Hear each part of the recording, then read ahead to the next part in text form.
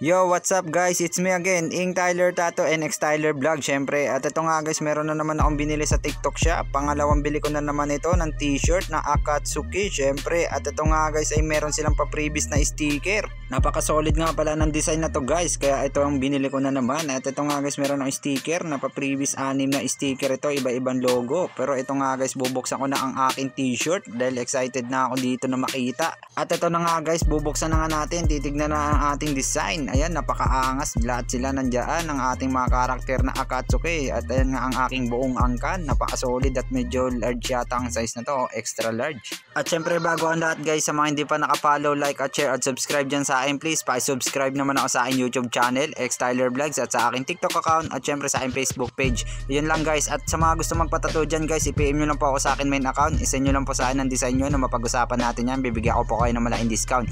PM for more details, we accept GCash payment, we open for walk-in, schedule, home service at sa service fee, depende po sa layo ng location nyo. Yun lang guys, shout out, peace out, X Tyler. Woo!